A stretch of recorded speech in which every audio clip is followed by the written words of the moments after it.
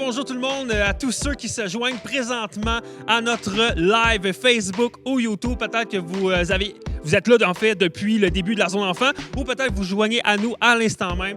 Bienvenue, je me présente, mon nom est Jasmin, je suis un des pasteurs à l'église Acts 21 sur le campus de Sherbrooke et ça me fait vraiment plaisir de t'accueillir si tu es habitué de venir à nos lives, d'être là connecté ou si c'est ta première fois. Et si c'est ta première fois, sache qu'à Acts 21, notre but, c'est de prendre le message de la parole de Dieu et vraiment de continuer à l'apporter d'une manière pertinente pour le 21e siècle. Pourquoi on s'appelle Acts 21?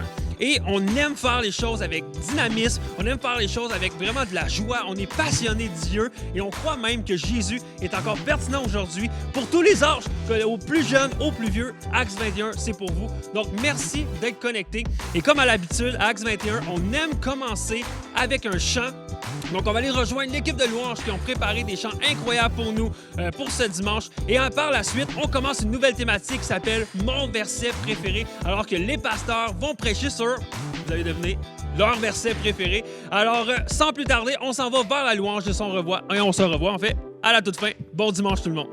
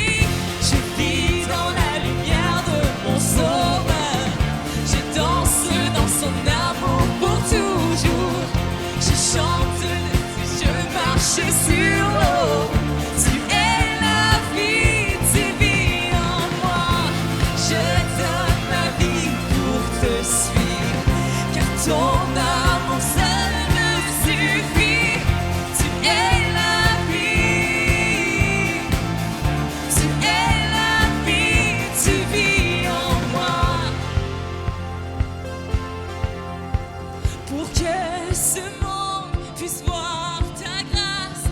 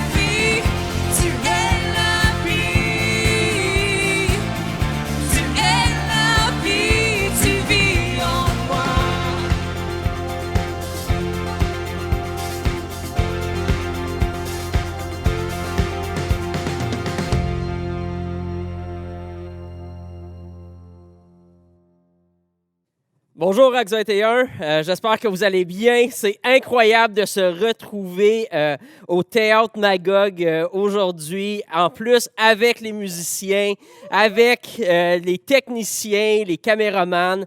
Donc c'est incroyable de se retrouver ensemble. On a juste vraiment hâte de vous avoir avec nous également pour ceux de Magog ici au Théâtre Magog, puis au Théâtre Granada pour ceux de Sherbrooke.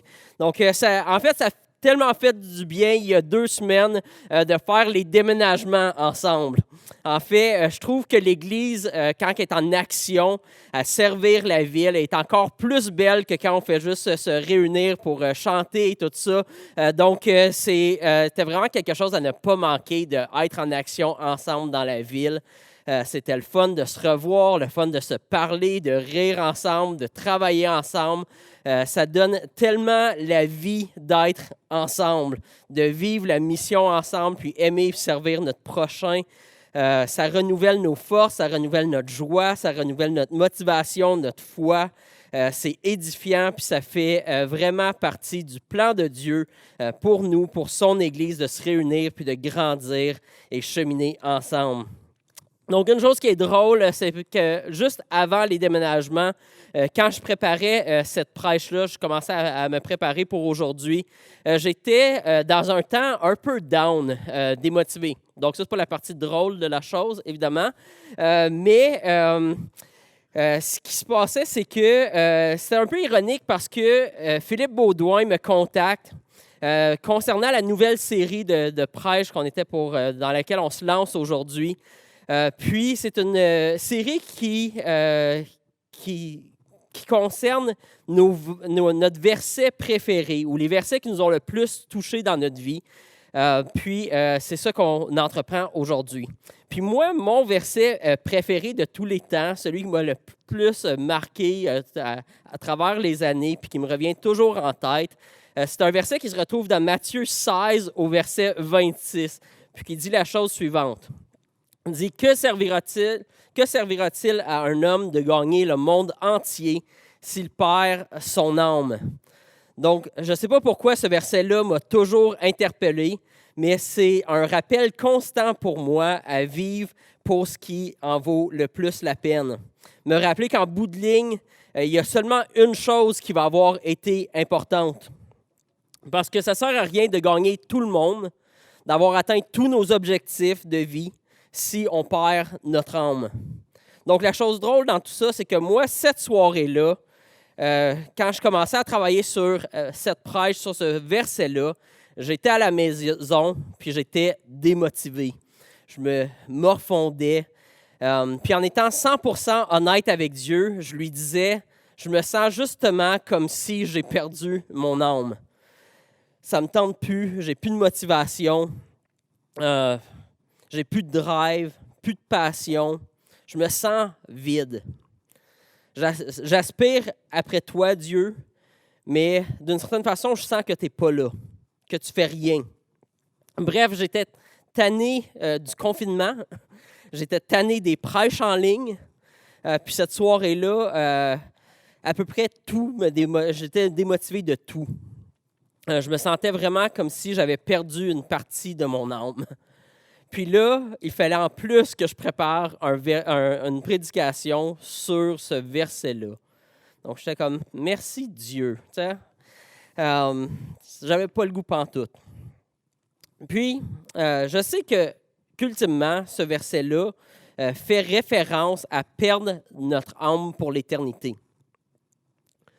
Parce qu'on aurait choisi de ne pas suivre Christ, de ne pas soumettre notre vie à lui, de croire, on a choisi de ne pas croire en son sacrifice à la croix pour sauver notre âme éternellement.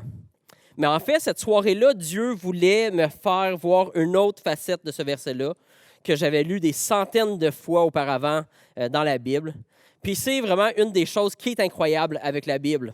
Philippe nous en parlait il y a 2 semaines de comment la Bible, la parole de Dieu, est vivante.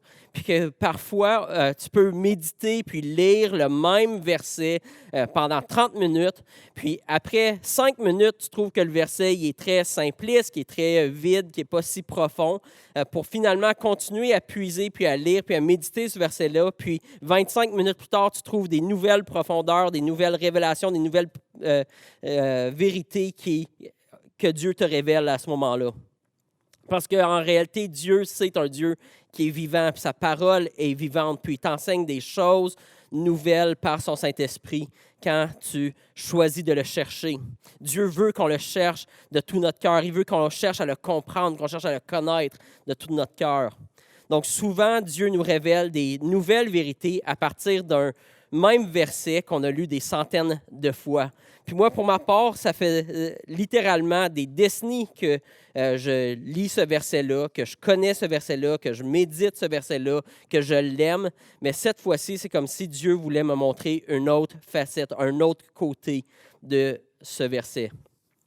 C'est comme si, qu'alors que je me morfondais cette soirée-là, Dieu me disait, « Marc, c'est vrai que tu as perdu ton âme. » Pas dans le sens éternel de la chose, mais c'est vrai que tu as perdu ton cœur. C'est vrai que tu as perdu de ta passion, de ta drive initiale. Il y a un temps où tu étais prêt à tout perdre, à tout sacrifier, à te donner entièrement pour moi.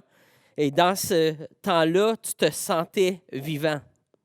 C'est dans ce temps-là que tu ressentais que j'étais présent. C'est dans ce temps-là que tu ressentais le besoin et la puissance de la prière. C'est dans ce temps-là que tu sentais que ça valait la peine de prier, la peine de jeûner, la peine de te battre. C'est dans ce temps-là que ton travail, ton dévouement avait une âme. Puis là, Dieu m'a ramené vers les quelques versets qui précèdent mon fameux verset préféré. Donc, ce sont les versets 24 et 25 de Matthieu 16, qui disent « Si quelqu'un veut être mon disciple, qu'il renonce à lui-même, qu'il se charge de sa croix et qu'il me suive. En effet, celui qui voudra sauver sa vie la perdra, mais celui qui la perdra à cause de moi la retrouvera. Que servira-t-il à un homme de gagner le monde entier s'il perd son âme? Ou que pourra donner un homme en échange de son âme? » Donc Dieu, il avait raison. Il fallait s'y attendre, c'est Dieu. Il a tout le temps raison. Ça, c'est une leçon importante à apprendre tôt dans notre vie chrétienne. Donc, il avait raison, j'étais plus prêt à porter ma croix. Puis c'est à cause de ça que je commençais à être démotivé. C'est comme si à un moment donné, j'avais commencé à protéger ma vie. Soit à cause que je n'avais pas bien géré les demandes de tout le monde autour de moi, au lieu de me concentrer sur ce que Dieu demandait réellement de moi. Soit à cause de des blessures que j'avais pu vivre, soit à cause de des déceptions, d'avoir le sentiment parfois d'avoir tellement donné, d'avoir tout donné pour finalement des résultats qui ne faisaient pas de mon affaire et donc sentir que ça ne valait pas la peine. Bref, pour 1001 raisons, j'avais commencé à me protéger. Je n'étais plus autant prêt à prendre ma croix. Puis une partie de moi, une partie de mon âme s'éteignait. C'est comme si Dieu me rappelait une vérité toute simple, que je savais être vraie, mais que je ne voulais pas vraiment entendre, puis que je n'avais pas le goût de me motiver puis de me pousser à vivre selon cette vérité-là. Cette vérité que la seule vraie vie chrétienne qui existe selon Dieu, c'est une vie qui se vit à fond. Une vie qui se vit à 100%, puis même à plus que 100%, parce que l'Esprit de Dieu habite en nous. Puis c'est tentant des fois de vivre la vie chrétienne à 50%, ou peut-être même à 60%, tu sais, juste la note de passage, dire « OK, je suis un chrétien correct, ça passe », ou peut-être même que tu es un peu plus zélé et tu dis « Ah, moi, je vais la vivre à 70, à 80, ou même à 90%. » Mais si tu choisis de vivre la vie chrétienne à moitié, ou même juste de garder un 10% pour toi, c'est vrai que d'une certaine façon, tu vas la perdre. Quand on ne vit pas la vie chrétienne à fond, c'est vrai qu'on commence à perdre notre cœur, on perd notre intérêt, notre motivation, notre passion.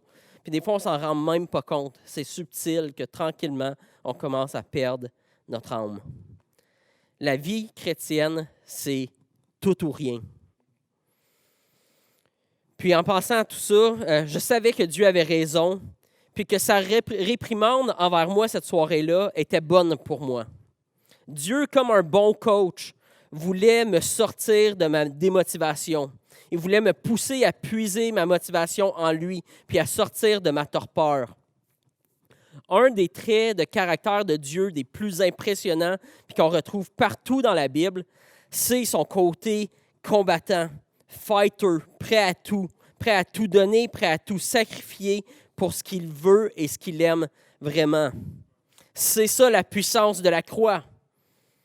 Un Dieu prêt à devenir un homme, prêt à prendre une forme humaine, humiliante pour le Dieu de l'univers. Un Dieu prêt à vivre toutes les tentations puis de toutes les surmonter. Un Dieu prêt à prendre tous les reproches et tous les arguments des hommes contre lui puis à tous les réduire au silence. Un Dieu prêt à prendre sur lui toutes les injures, toutes les injustices, toutes les fausses accusations, toutes les souffrances, tout le mal, tous les crachats au visage, puis rester debout, rester intègre, tout subir et tout supporter. Parce que l'amour pardonne tout, l'amour croit tout, espère tout et supporte tout. L'amour ne périt jamais. On a le Dieu le plus fighter au monde, le plus combatif au monde. Le Dieu qui n'est pas distant et indifférent, mais le Dieu qui se bat pour la justice, le Dieu qui défend la veuve et l'orphelin, le Dieu qui fait droit aux opprimés, le Dieu qui ne va pas laisser impunie l'injustice, le Dieu qui est patient jusqu'à la mort pour que le plus grand nombre de gens soient sauvés. C'est ça, c'est lui le Dieu qu'on adore, Actes 21. Et nous, on lui donnerait des miettes? Non. Puisque c'est lui qui définit qui nous sommes, nous lui donnons le meilleur de nous-mêmes. On se lève tôt, on prend toutes les armes de Dieu afin de pouvoir résister dans le jour mauvais, puis tenir ferme après avoir tout surmonté. On met à notre taille la vérité pour ceinture. On enfile la cuirasse de la justice. On met à nos pieds le zèle pour annoncer l'Évangile. On prend le bouclier de la foi en toutes circonstances. Chaque fois que l'ennemi veut nous faire douter, on éteint tous les flèches enflammées du diable. On accueille le casque du salut et l'épée de l'Esprit qui est la parole de Dieu. Puis en tout temps, par l'Esprit, on fait toutes sortes de prières, de supplications, en veillant avec une entière persévérance et en priant les uns pour les autres. Parce qu'on ne vit pas notre vie chrétienne à moitié. On vit pour le roi des rois, le Seigneur des seigneurs, qui s'est donné, il s'est sacrifié pour nous. Donc on combat le bon combat, on termine la course, on garde la foi. Donc, dans les dernières semaines, je regardais beaucoup de films inspirationnels, de faits vécus, d'athlètes, de combattants, d'équipes sportives, de personnalités connues qui ont changé le monde. Puis ce qui nous inspire dans presque toutes ces histoires-là, c'est justement leur travail, leur cœur, leur courage, leur dévouement, leur persévérance, leur acharnement, leur esprit combatif qui ne reculait devant rien. Puis c'est ce type de vie-là qui nous inspire, c'est ça qui nous fait vibrer parce qu'on a été créés pour ça. On a été créés pour ressembler et refléter à ce Dieu passionné qui combat jusqu'au bout. Créés pour se battre jusqu'à la dernière once d'énergie, puis encore là, trouver une fois de plus la force de continuer. Cette semaine-là, je repensais à un vieux livre que je lisais quand j'étais jeune. Je suis certain que ça va rappeler des souvenirs à un paquet de gens de ma génération. Cette série de livres de personnages inspirants par leur histoire puis par leur dévouement. Puis ce livre, plus particulièrement sur Maurice the Rocket Richard, puis sur la ténacité de ce joueur d'hockey-là. De ce fameux match en décembre 1944, quand Maurice Richard avait passé la journée à déménager du 3e étage de son appartement, parce que les déménageurs étaient en retard, puis que Opération Déménage, ça n'existait pas. Donc, dans ce temps-là, ce qui est arrivé ce soir-là, c'est que Maurice Richard arrive exténué au vestiaire du Canadien avant le match, au vieux Forum de Montréal. Puis son entraîneur, Dick Irvin, est furieux contre lui. Mais ça sert juste à motiver Maurice de Rocket Richard à se retrousser les manches, à travailler encore plus fort, puis repuiser en lui une énergie qu'il ne savait pas qu'il avait. Puis ce soir-là, il a marqué 5 buts et fait gagner son équipe. Ça, c'est le type de joueur que Dieu veut dans son équipe. Parce que Dieu lui-même a tout donné pour former cette équipe gagnante. Christ a porté la croix pour nous délivrer du péché et de la mort, puis de la punition du péché. Christ a littéralement transporté l'équipe sur ses épaules. Mais il a aussi défait la croix pour que tu puisses faire partie de cette équipe-là, puis de travailler fort avec lui, et par sa puissance pour transporter ta croix, puis faire la différence dans le match. Dieu ne forme pas des équipes de lâches, des joueurs qui ont toujours des excuses. Dieu forme des équipes qui lui ressemblent, des équipes à la ressemblance de Christ, prêtes à tout donner et tout supporter pour faire la différence et gagner le match. Il nous appelle à se laisser transformer et renouveler dans notre intelligence, dans notre attitude, dans notre cœur pour être plus que vainqueurs. Parce qu'on a l'assurance que ni la mort, ni la vie, ni les anges, ni les dominations, ni les choses présentes, ni les choses à venir, ni les puissances, ni la hauteur, ni la profondeur, ni aucune autre créature ne pourra nous séparer de l'amour de Dieu manifesté en Jésus-Christ. Donc, on laisse l'Esprit renouveler notre pensée pour ne pas se laisser aller à la paresse, pas se laisser aller au découragement, mais à se battre parce que ce n'est pas Satan qui va avoir le dernier mot dans notre vie. Ce n'est pas lui qui va dicter mon été, comment va se dérouler mon été. Ce n'est pas lui qui va m'éloigner de mon Sauveur, qui va m'éloigner de mon Église, de mon équipe et de ma passion pour l'Évangile. Ce n'est pas lui qui va capturer mon adoration puis ma dévotion cet été, mais ça va être Christ.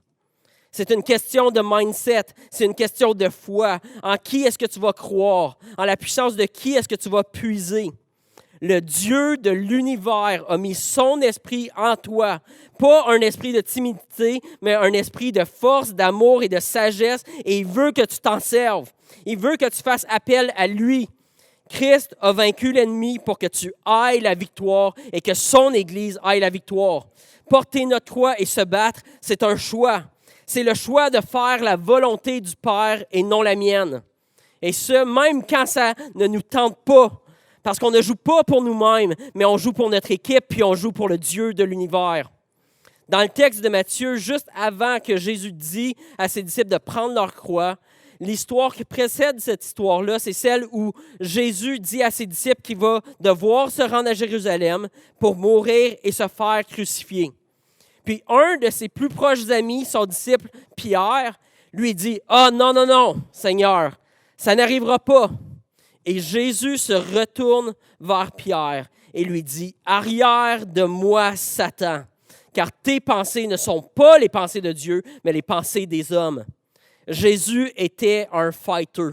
Il connaissait sa mission, il ne se laissait pas distraire, même par ses meilleurs amis. Il savait que c'était une guerre pour son âme, puis que parfois les mensonges puis les stratégies les plus dangereuses sont celles qui viennent de l'interne, celles qui viennent de nos propres coéquipiers. Parfois, ce sont nos meilleurs amis, même chrétiens, qui nous traînent vers le bas, qui sont eux-mêmes démotivés et qui finissent par nous démotiver, décourager les autres par leur attitude, leur manque de dévouement et par leurs paroles défaitistes et décourageantes. Mais comme Jésus, on doit être capable de savoir ce qui vient de la pensée de Satan et des hommes et ce qui vient de Dieu. Et nous, Acts 21, on se bat pour Dieu. Parce qu'elle est là, la guerre, pour notre âme. Savoir pour qui on va vivre, pour qui on va se battre.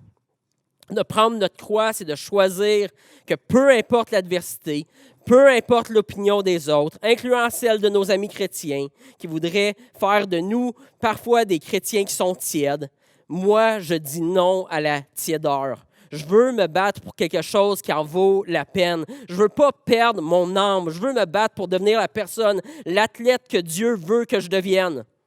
Pas en fonction de mes pensées humaines, pas en fonction de mes désirs humains, pas en fonction de mes goûts, pas en fonction de mes idéaux, puis de mes objectifs personnels, mais en fonction de la pleine volonté de Dieu pour moi, la pleine volonté de Dieu pour son Église, puis la pleine volonté de Dieu pour les gens qu'il veut sauver dans cette ville. Puis un autre aspect de la volonté de Dieu pour nous, c'est que nous soyons une communauté, une Église de combattants, de fighters, prêts à tout payer le prix, travaillant à être plein de courage, de ténacité, de persévérance pour en sauver le plus grand nombre. Et que ça nous caractérise que c'est ça qui nous caractérise comme peuple. Pas à cause que nous sommes naturellement de même ou que c'est facile pour nous d'être de même, mais parce qu'on est les athlètes de Dieu. On se fait violence à nous-mêmes. On traite nos corps durement.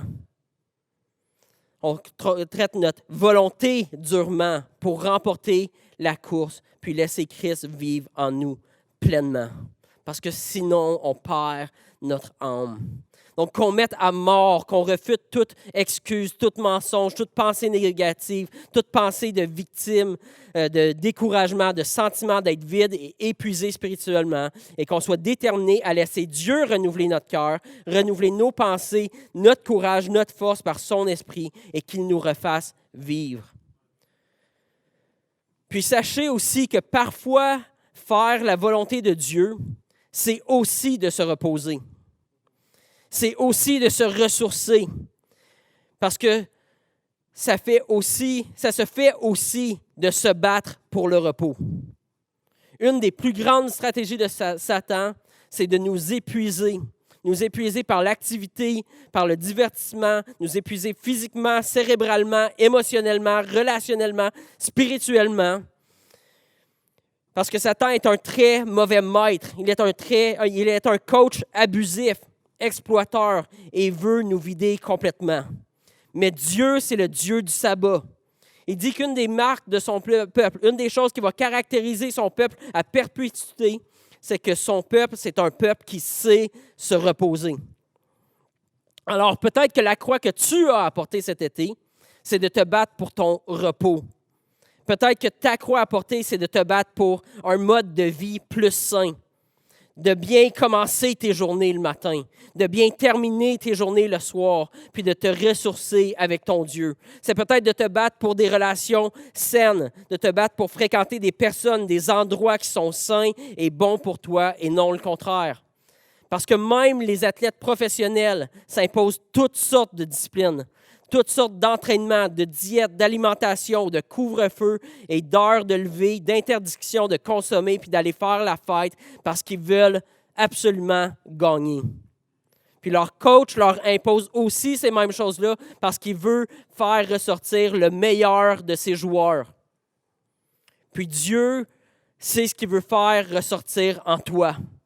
Dieu veut faire ressortir le meilleur de toi-même, le meilleur de Christ en toi. Donc, sois à l'écoute de Dieu, sois à l'écoute de ton coach pour savoir ce qu'il veut de toi maintenant, parce que c'est ça ta croix à porter. Le but du coach, ce n'est pas de te brûler, mais c'est de créer en toi un caractère, une attitude, une éthique de travail, des aptitudes et un style de vie qui vont te permettre d'être à ton meilleur jour après jour, match après match, épreuve après épreuve. Son but, c'est que tu te brûles au travail quand c'est le temps de se brûler au travail, mais que tu te reposes et tu te ressources quand c'est le temps de se reposer, de se ressourcer. Parce qu'il t'aime et il aime l'équipe. Il cherche le bien-être de l'équipe. Il cherche ton bien-être, le bien-être de l'équipe, puis il vise la victoire à long terme. Alors, il n'est pas un coach abusif et exploiteur, mais un coach qui veut investir en toi, te bâtir comme individu et devenir un gagnant. Peut-être qu'il veut t'apprendre à l'écouter, lui, plutôt qu'à écouter ta culpabilité ou tes obligations que tu t'imposes. Parce que son joug à lui est doux et léger. Mais porte ta croix. Choisis d'être un combattant, un chrétien, pas juste à moitié, pas un chrétien démotivé, mais de porter la croix que Dieu t'impose, parce qu'ultimement, c'est ce qui nous donne réellement la vie. C'est là qu'on se sent le plus en vie, quand on vit notre vie pleinement pour Dieu, quand on joue de tout notre cœur, notre âme, notre force, notre pensée dans une équipe gagnante, quand on joue pour un coach puis des coéquipiers gagnants Il n'y a rien de plus le fun que ça. Celui qui voudra garder sa vie puis jouer à moitié perdra. Mais celui qui jouera pour gagner, donnera sa vie pour la cause de Christ et de la bonne nouvelle, la retrouvera. Et que servira-t-il à un homme de gagner tout le monde s'il perd son âme? Donc, vis ta vie à plein. Vis ta vie de façon à faire briller tes frères et tes sœurs, ton équipe, ton Église, puis de faire briller celui qui vit en toi. Écoutez bien ce dernier verset avec lequel je vais terminer. 2 Corinthiens au chapitre 4, verset 6. Le Dieu qui a dit autrefois que la lumière brille du milieu de l'obscurité, le Dieu qui a créé la lumière à la création, eh bien, c'est lui aussi qui a fait briller sa lumière dans nos cœurs pour nous donner la connaissance lumineuse de sa gloire divine. Mais nous portons ce trésor spirituel en nous comme des vases d'argile pour qu'il soit clair que cette puissance extraordinaire vient de Dieu et non de nous. Nous sommes accablés de toutes sortes de souffrances, mais non écrasés. Inquiets, mais non désespérés. Persécutés, mais non abandonnés. Jetés à terre, mais non anéantis. Nous portons sans cesse dans notre corps la mort de Jésus afin que sa vie se manifeste aussi en nous. Est-ce que tu as perdu ton âme? Est-ce que tu as perdu ta fougue? Est-ce que tu as perdu ta passion? Est-ce que tu es encore prêt à te donner complètement à ton Sauveur? Est-ce que ce serait le temps pour toi aujourd'hui que tu retrouves ton âme, ta passion, ton amour, puis faire Jésus briller en toi? Je puis tout par celui qui me fortifie. Bon été, Acts 21.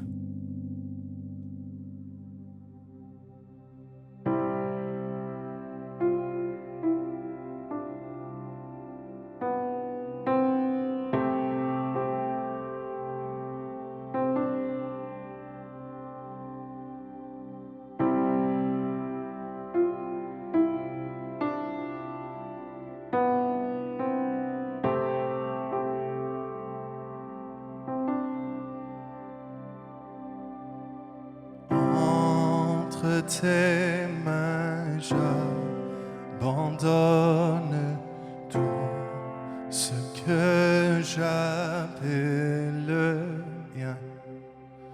On ne permet à personne, Seigneur, d'en reprendre rien.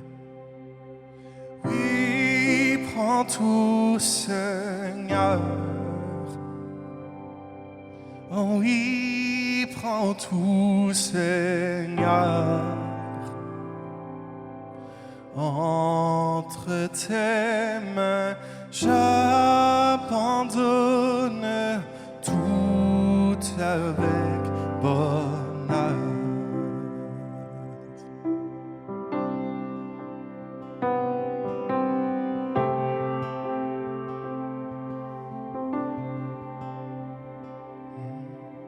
Je n'ai pas peur de te suivre sur le chemin de la croix, car c'est pour toi que je veux vivre. Je connais, j'aime ta voix. Oui, prends tout, Seigneur.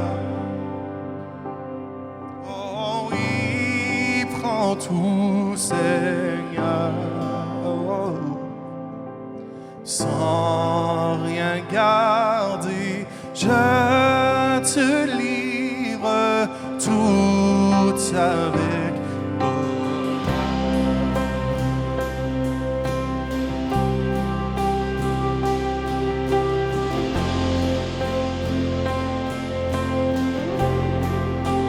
tout ce qu'on est pour toi, Jésus.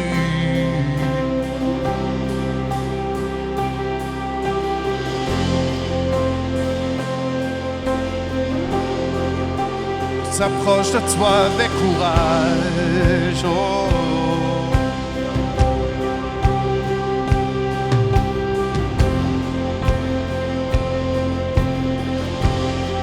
Tel qu'on est, on s'approche de toi.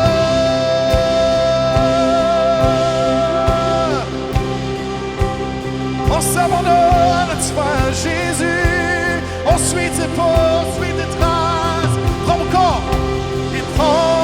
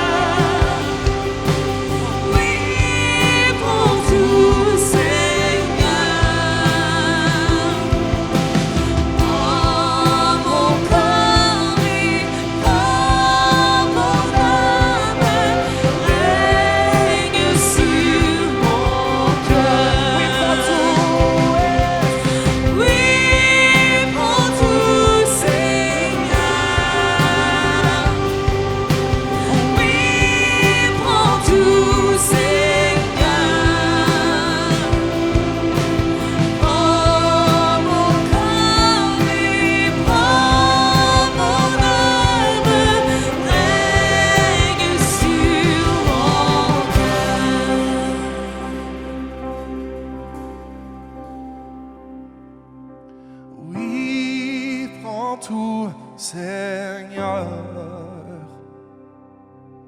Oh oui, prends tout, Seigneur. On te donne au complet. Prends mon corps et prends mon âme. Règne sur mon cœur.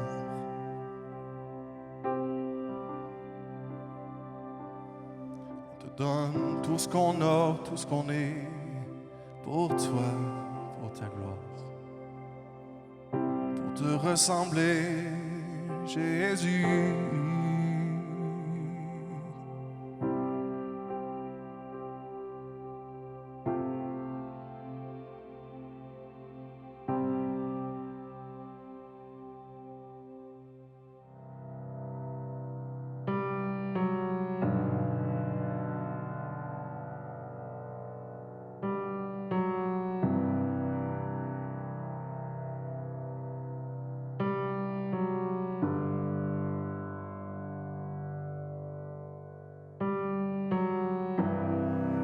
Tout ce temps j'ai marché, ces murs ne sont pas tombés, mais jamais tu ne m'as laissé.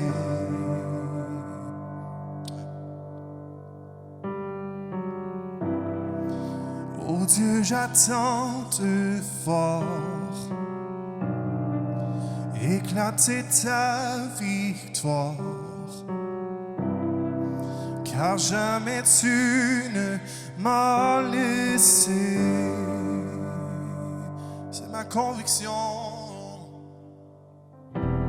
Ta promesse est vraie et ta fidélité durera jamais.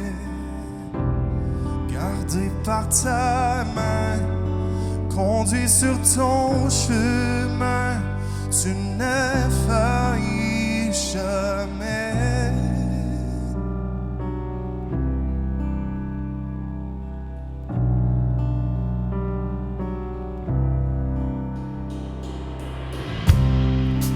La nuit disparaîtra,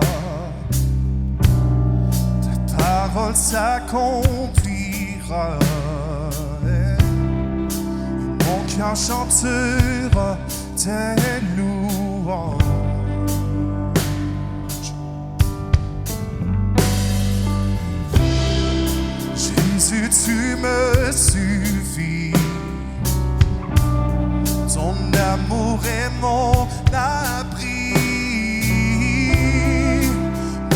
chantera tes louanges.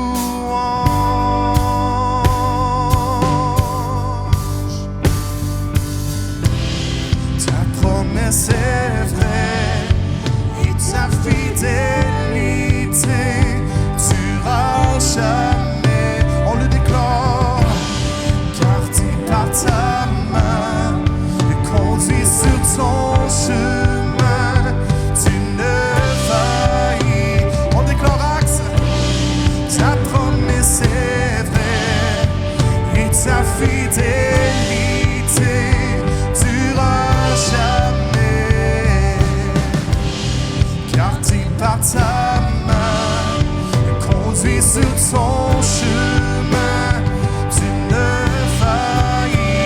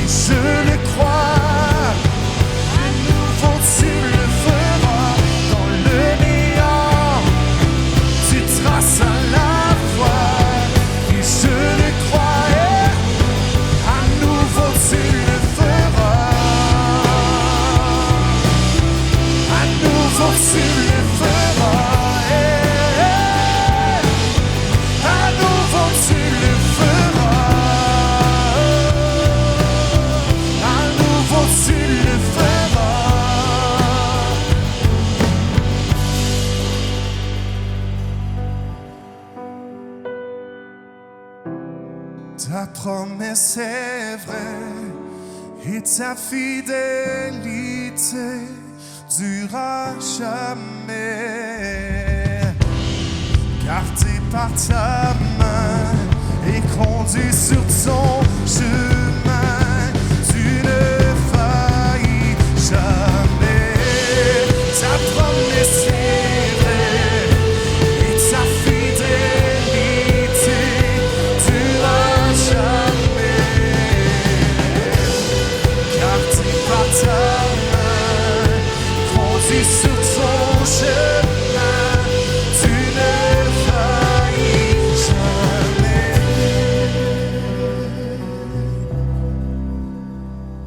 On a la foi.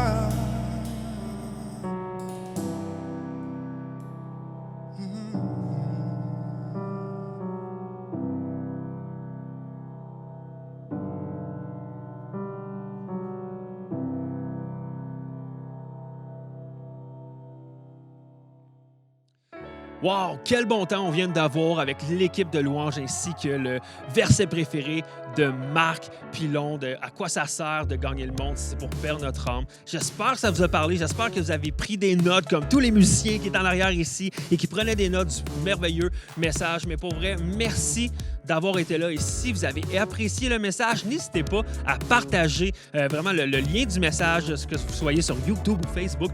Partagez-le avec tous vos contacts. Je crois que plein de personnes ont besoin d'entendre ça. Ou si vous avez apprécié les temps de louange également, réécoutez-les. Vous pouvez les réécouter notre live sur Facebook ou YouTube. Mais si également vous voulez nous partager ce que Dieu vous a dit ou il s'est passé quelque chose alors que vous avez écouté notre message, vous pouvez communiquer avec nous à témoignage@commercialaxe21.com et on veut connaître ce que Dieu fait dans vos vies. Donc, écrivez-nous, ça nous fait toujours plaisir de lire vos témoignages, de pouvoir se réjouir et de remercier Dieu de qu'est-ce qu'il fait. Et également, si vous avez une requête de prière, il se passe quelque chose dans votre vie, vous avez besoin qu'on prie avec vous, n'hésitez pas à communiquer avec nous. L'équipe pastorale, on est là pour ça, pour prier pour vous, pour prier avec vous. Donc, écrivez-nous à requête@commercialaxe21.com et je le garantis, on va prier pour vous. On a une équipe de prière qui va également prier pour vous et on va voir la main de Dieu agir sur votre situation. Et avant qu'on se laisse, je veux remercier tout le monde qui nous suit dimanche après dimanche sur nos lives et que vous êtes fidèles semaine après semaine, que vous soyez de Sherbrooke, de Magog ou même de l'extérieur de l'Estrie ou même de l'extérieur du Québec et du Canada. Merci de nous suivre et je sais que plusieurs d'entre vous, vous aimez ce que l'on fait, vous croyez en notre mission, vous croyez en notre message et vous aimez qu'on puisse vous partager des messages pertinents semaine après semaine et même des temps de louange incroyables. Et vous voulez nous supporter, vous voulez nous encourager à persévérer et à vraiment dire continuez à le faire parce que c'est bénissant pour moi et plein d'autres. Donc, si vous voulez nous encourager, vous pouvez donner financièrement à Axe 21, selon bon vous semble, un petit montant, un gros montant, peu importe. Et également, on sait qu'au Québec, vous pouvez recevoir par la suite un reçu d'impôt. Donc, n'hésitez pas à visiter le axe21.com/donner et par la suite, vous pouvez donner le montant que vous voulez, prier là-dessus, demander à Dieu combien il voulait que vous donnez en fait. Et par la suite, vous allez pouvoir nous encourager et merci à tous ceux qui le font. C'est vraiment une bénédiction à chaque fois qu'on voit les gens qui investissent dans Axe 21 parce qu'ils croient en notre message, ils croient à l'Église et c'est votre Église, donc vous voulez investir en elle. Donc, merci à tous ceux qui le font. Et pour vrai, je veux vous souhaiter toujours une belle été. Continuez à être fidèles dans nos lives, même si c'est l'été, même si vous êtes en vacances, parce que Dieu, il n'est jamais en vacances, lui. Donc, il vous attend semaine après semaine pour que vous puissiez passer du temps avec lui. Donc, merci d'être connectés. Continuez à partager nos vidéos et je vous dis à la semaine prochaine alors qu'on continue notre thématique, mon verset préféré avec Pasteur Philippe et on va avoir un excellent temps. Donc, bon dimanche tout le monde et on se revoit la prochaine.